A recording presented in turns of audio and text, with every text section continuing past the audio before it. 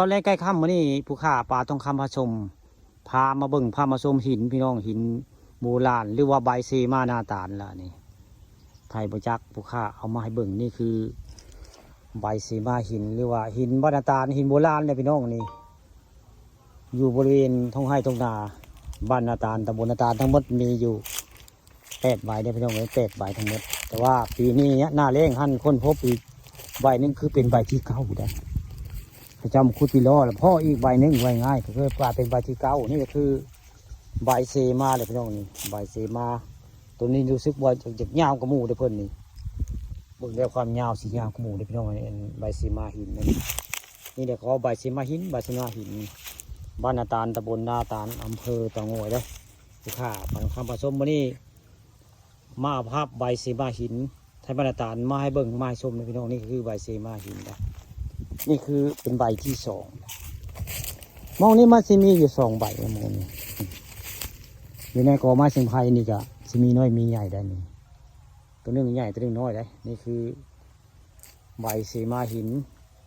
อยู่บ้านนาตาลตำบลนาตาลนี่แต่ว่าอยู่บ้านอ่างก็มีได้พี่น้องไว้บ้านอ่างกันมีหลายได้บ้านอ่างบ้านอ่างมีหลายนี่อันนี้ก็4 ใบได้คุณได้ใบที่5พุ่นจนเทินใบที่5นั่นนะนั่นคือใบที่5ใบที่6คุณได้ผูกจนเทินใบที่6โคตรประกาศเห็นได้อันนี้คือเป็นใบที่7นี่ใบนี้กระโบสมบูรณ์แบบเป็นพี่น้องมันฮักเคิร์กเลยมันฮักเคิร์กมันได้หินแต่ว่าไม่หินสมัยตะกี้ตะเก่าเนาะเกิดมาแต่พ่อแต่แม่เขาว่าใบซีมาในอื่นว่าใบซีมาน้ำเขาเนาะอื่นไปแบบอื่นกับโมเมนต์ได้นี่คือเป็นใบซีมาหินคนโบราณสร้างเปลงไว้แต่สมัยใดก็โบลูเนาะนี่พระเจ้าอย่างสกัดอย่างก็โบลูดอกนี่อันใบซีมาหินนี่วันนี้เลยมาว่ามาจ้าเอาภาพบรรยากาศในท้องไร่ท้องนาใบเซมาหินไทยนาตาลมาให้เบิ่งมาชมพี่น้องนี่ตอนแรงใกล้สิค่ำตะเวนใกล้ตกมานี่ผู้ค้าปลาทองคำพาชมมาบริเวณใบเซมาหินบ้านนาตาลตำบลนาตาลตัวนี้กะ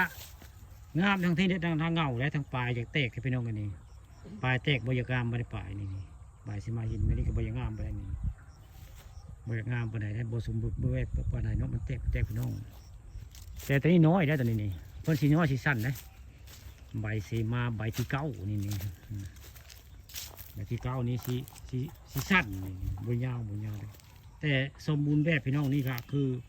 ใบเซมาหินบ้านนาตาลตำบลนาตาลแล้วนี่ตอนแรงไกลค่ำวันนี้ผู้ค้าปลาทองคำผสมพามาเบิ่งพามาชมใบเซมานาตาลได้ด้านหน้าก็จะเป็นสะพานได้สะพานไม้ได้สร้างโดยสมัยท่านผู้ใหญ่เวทได้ผู้ใหญ่นิเวศได้พาเพิ่นพาลูกวาดเพิ่นเฮ็ดผลสร้างนี่ผลงานของผู้ใหญ่นิเวศได้สร้างแปลงบันไดสะพานนี่สะพานบรรณาตาลนี่สะพานย่างมาเบิ่งใบเซมานาตาลนี่ข้างหน้าก็ถึงงัวหลายได้พงัวพนาตาลนี่งัวกับเจ้าป่วยนี่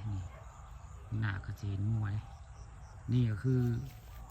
เป็นสะพานย่างมาเบิ่งใบเซมานาตาลหน้าพลก็ย่างมานี่พี่น้องนี่คือสะพาน